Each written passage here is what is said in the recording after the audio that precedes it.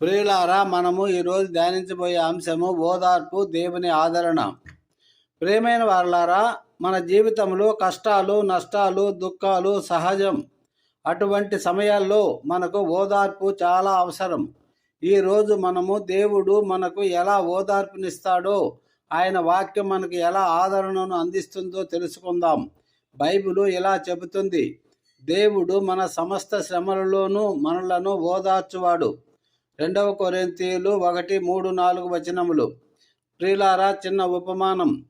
ఒక పడవ మధ్య సముద్రంలో ప్రయాణిస్తుంది. అకస్మాత్తుగా తీవ్రమైన తుఫాను వచ్చింది. భయంకరమైన గాలులు, అలలు పడవను ఊపేస్తున్నాయి. పడవలోని వారందరూ భయభ్రాంతులయ్యారు. వారికి ఏమీ కనిపించడం లేదు. అప్పుడు దూరంగా ఒక దీపము వెలుగు కనిపించింది.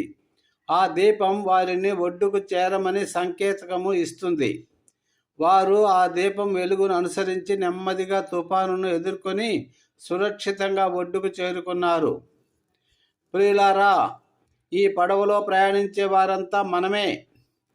మన జీవితంలోని కష్టాలు, బాధలు తుఫాను లాంటివి. ఆ దీపపు వెలుగు దేవుడే.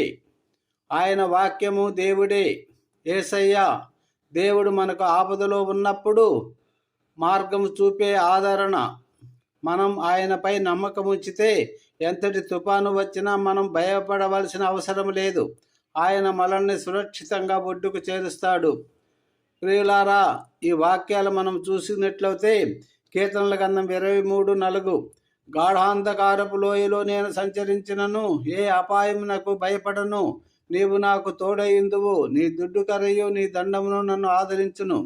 ఎంతటి చీకట్లో ఉన్న ప్రియులారా, దేవుడు మనతో ఉంటాడు.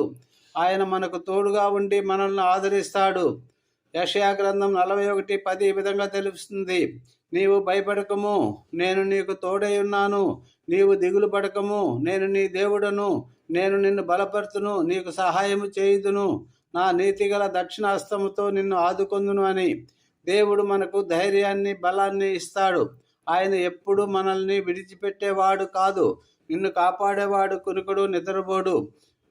ప్రియమైన మిత్రమా, నీకు బాధ కలిగినప్పుడు, భయం వేసినప్పుడు, నిరాశ చెందినప్పుడు దేవుని వైపు చూడు. ఆయన నిన్ను ఓదారుస్తాడు, నీకు ఆదరణను ఇస్తాడు. ఆయన ప్రేమ నీతో ఎల్లప్పుడూ ఉంటుంది. ఆపత్కాలమున నాకు మొరపెట్టము, నీకు ఉత్తరమిస్తాను, నిన్ను ఆదుకుంటాను. ఆయన కరుణ, ఆయన దయ ఎల్లప్పుడూ మీతో ఉండి ఎటువంటి తుఫాను లాంటి కష్టాల్లో కూడా దేవుడు మిమ్మల్ని కనికరించి ఒడ్డునకు చేర్చునుగాక. ఆమేన్.